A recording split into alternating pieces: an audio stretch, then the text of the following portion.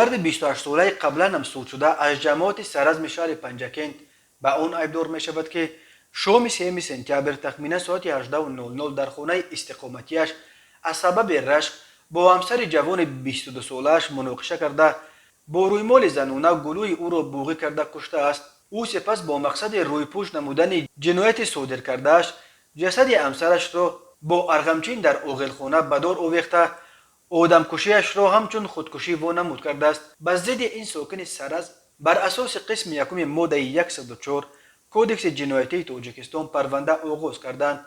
به او بر اساس این بند قانون از 8 تا 15 سال زندان تهدید میکند.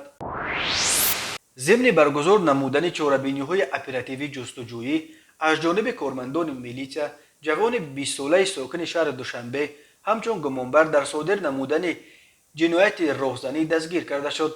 نامبرده شب 31 اوگوست به 1 سپتامبر سال 2021 تخمینا ساعت 00:30 در حالت مستی در حدود دهه ارمغان جماعت دیهات چاریکاران نویه رودکی با استفاده زوراوری برای حیات یا تعدید استفاده زوراوری با سنگ به پیشانی جوان 22 ساله ساکن جماعت دیهات چاریکاران زده یک عدد تلفن موبیلی تمغه ردمی نوت 9 را تصرف نموده از جای حادثه غیب زده است.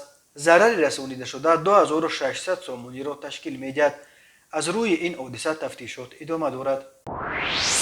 به شعبه وزارت کارهای داخلی یک نویه شامنصور با عریضه مرد 30 ساله ساکن نویه مذکور مراجعت نموده است که ماه اوگوست سال 2020 در حدود همین نویه جوان 24 ساله ساکن پایتخت با راه فریب به باوریش درآمده از او یک عدد автомاشین تمغه پورش کاین سال برآوریشش 2008 را به مبلغ 55000 سومانی نرخگذاری کرده گرفته وعده داده است که مبلغش را برمیگرداند، اما تا حال مبلغش را بر نگردانیده است.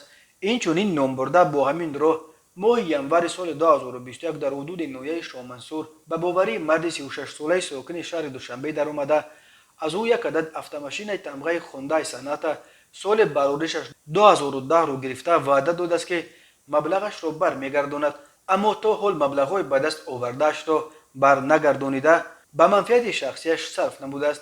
در نتیجه به جبر دیده به مبلغ 85000 سومانی ضرر رسانیده است. از روی این حادثه تفتیشات ادامه دارد.